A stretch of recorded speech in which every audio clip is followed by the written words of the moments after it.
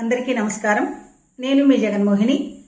Telugu సౌరభాల channel ద్వారా సహజ పండితుడైన బమ్మెర పోతనామాచ్యునిచే రచించబడినటువంటి శ్రీమదాంధ్ర మహాభాగవతం అష్టమ స్కంధం గజేంద్ర మోక్ష కథాంశంలో 10వ విభాగానికి మీ అందరికీ పేరు పేరున స్వాగతం పలుకుతూ, గజరాజు 1000 సంవత్సరాల పాటు మొసలితో పోరాడాడు. బలం నశించిపోయింది. శారీరకంగానూ మానసికంగానూ కూడా డస్సిపోయాడు. ఆ సమయంలో నాకింకా జగన్నాథుడే దిక్కు అంటూ ఆ గజేంద్రుడు ఆ పరమేశ్వరుణ్ణి స్తోత్రం చేయడం మొదలుపెట్టాడట. ఎలా స్తోత్రం చేశాడో మనం ఈ విభాగంలో తెలుసుకుందాం. యవ్వనిచే జనించు జగమెవ్వని లోపల నుండు లీనమై యవ్వని యందుడిందు పరమేశ్వరుడెవ్వడు మూల కారణం బెవ్వడనాది మజ్జలయుడెవ్వడు సర్వము దానయైన వాడెవ్వడు అట్టి ఆత్మభవునీశ్వరుని శరణంబు వేడెదన్.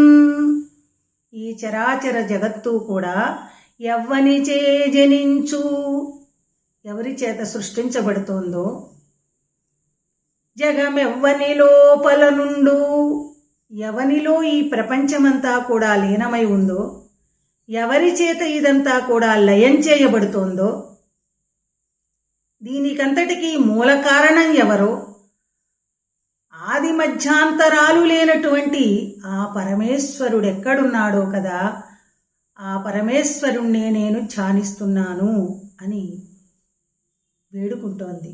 ఇంకా ఏమంటోందిట, ఒక పరి జగములు వెలినిడి యొక్క పరి లోపలకి గొనుచును భయము తానై సకలార్థ సాక్షియగు నయ్య కలంకుని ఆత్మమూలు నర్ధిదలంతున్. ఒక్కొక్కసారి ఈ లోకాలన్నింటినీ కూడా తన మాయ చేత వెలుపలికి ప్రకటిస్తూ ఉంటాడట. ఇంకొకసారి లోపలికి ఉపసంహరించుకుంటూ ఉంటాడట. అంటే సృష్టికర్త, స్థితికర్త, లయకారకుడు అన్నీ కూడా తానే అయి ఈ సకల సృష్టికి సాక్షీభూతుడుగా ఉండేటటువంటి నిర్మలుడు, ఆత్మలోనే కొలువై ఉన్నటువంటి ఆ ఈశ్వరుణ్ణి నేను ధ్యానిస్తున్నాను అంటారు. లోకంబులు లోకేశులు లోకస్థులు తెగిన తుదిన లోకంబగు పెంచీకటి కవ్వలనెవ్వండే కాకృతి వెలుగున తనినే సేవింతున్.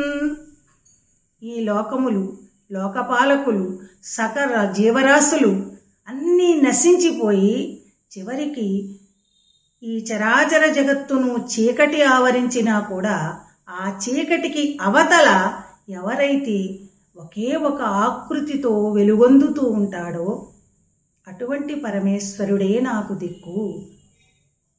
నత్తకుని భంగి బెక్కగు మూర్తులతో నెవ్వడాడు మునులు దివిజులుంగిర్తింపనేరెవ్వని వర్తన మొరులెరుగరట్టి వానిను తింతున్.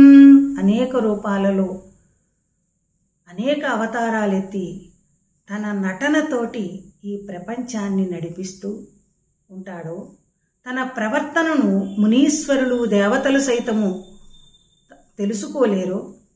అలాంటి పరమేశ్వరుణ్ణి నేను స్తుతిస్తున్నాను. ఓ పరమేశ్వర రావయ్యా, కాపాడవయ్యా అంటూ ఆ గజేంద్రుడు స్తోత్రం చేస్తూ ఉన్నాడట.